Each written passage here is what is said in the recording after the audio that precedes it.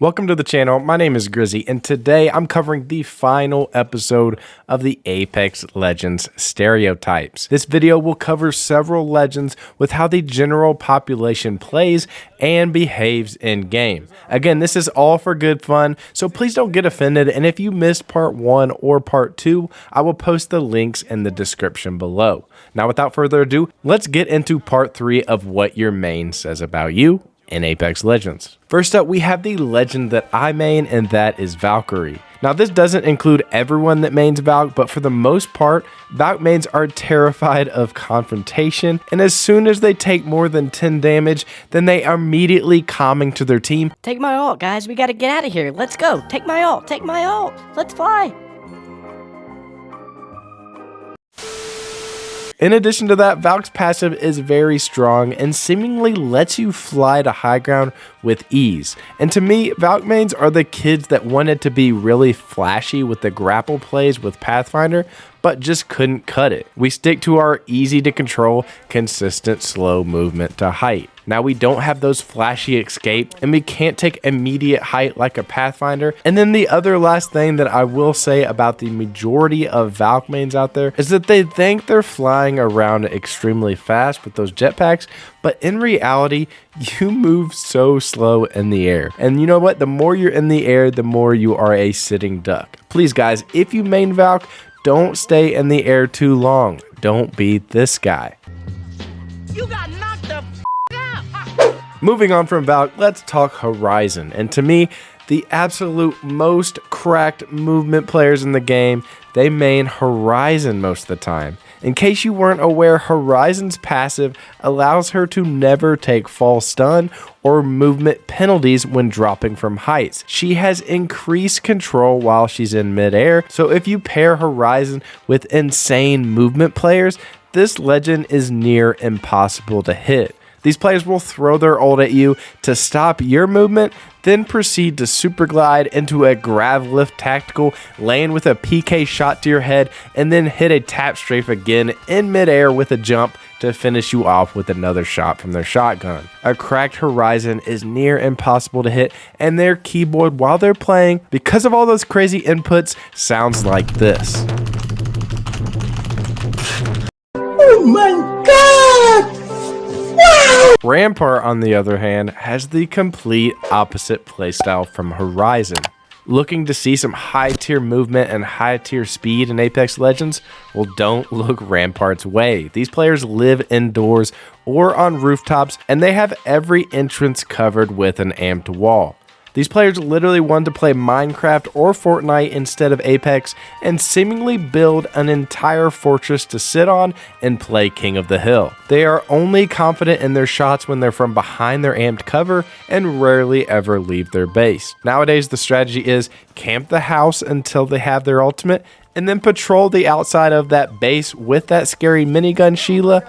But if you get in trouble, then run right back, retreat right back into the base, and camp behind amped cover. Ashe is the next legend up, and Ashe and Wraith mains are very similar. Ashe mains are the kids that would run in gym class with the legit form from Naruto.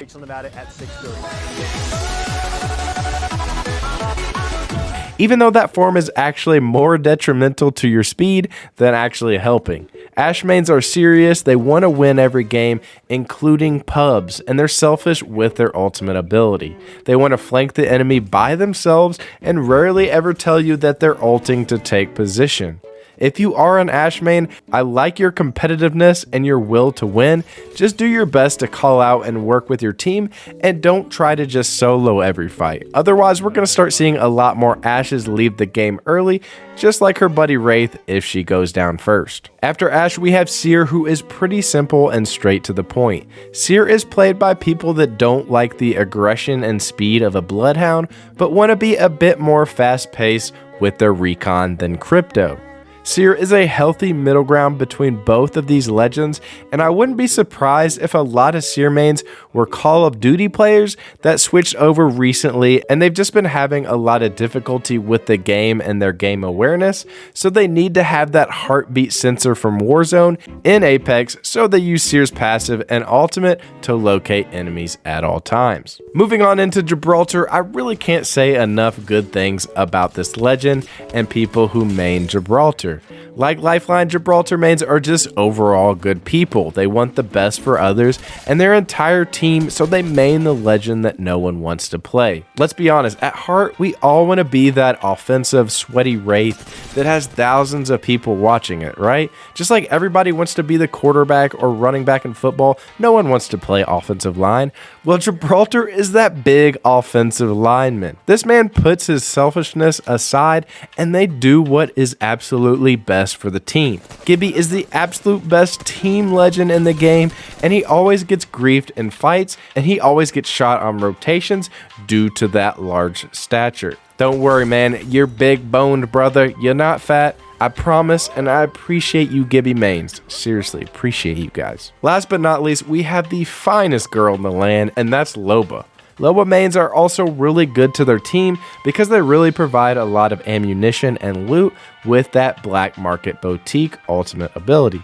These mains just want a little more flashiness than other support legends like Lifeline and Gibby, and they tend to want to have more movement and survivability in a fight. And you know what? I can't blame him. Loba's actually a pretty underrated and solid legend. So Loba mains, keep doing you. You really help out the team, and I never mind having a Loba on my team. Alright guys, so there it is, my finale for the Apex Legends Stereotypes. This video describes what your legend specifically says about you and your playstyle and mindset in game. If you enjoyed the video or have any other stereotypes in mind, make sure you drop a comment in the comment section below and let's have a discussion, let's have a chat about what you think about Apex Legends stereotypes. I appreciate all you all watching. Make sure to check out part 1 and part 2 in the description if you missed it. And hey guys, I'll see you in the next video. I'm Grizzy and I'm out. Peace.